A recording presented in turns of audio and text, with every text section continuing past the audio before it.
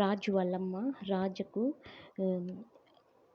షరతులు పెట్టడంతో రాజు అయితే ఆఫీస్ బాధ్యతల నుంచి తొలగుకొని నాకు నా బిడ్డ కావాలి అని చెప్పేసి అంటాడు. తర్వాత ఆఫీస్ బాధ్యతలు ఎవరికి ఇవ్వాలని ఆలోచనలో పడతారు కుటుంబ సభ్యులు.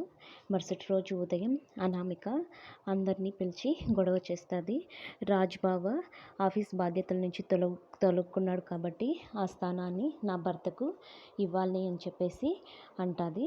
తర్వాత స్వప్న వచ్చేసి ఎలాంటి ఎక్స్పీరియన్స్ లేని నీ భర్తకి ఎలా ఇస్తారు, కొద్దో గొప్ప నా భర్తకైతే రాహుల్కైతే ఆఫీస్ వ్యవహారాలు తెలుసు కాబట్టి నా భర్తకి ఇవ్వాలని అంటుంది.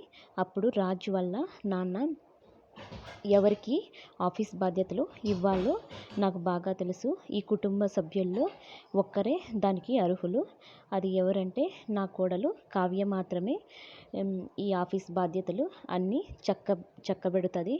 నా కోడలికి ఆఫీస్ బాధ్యతలు ఇస్తున్నాను అని చెప్పేసి అంటాడు. అప్పుడు కుటుంబ సభ్యులంతా ఆశ్చర్యపోతారు. అనామిక స్వప్న అయితే షాక్లో ఉంటారు.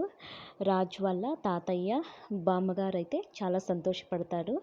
ఎందుకంటే రాజు వల్ల నాన్న మంచి నిర్ణయం తీసుకున్నాడు అని చెప్పేసి చాలా సంతోషంగా ఉంటారు.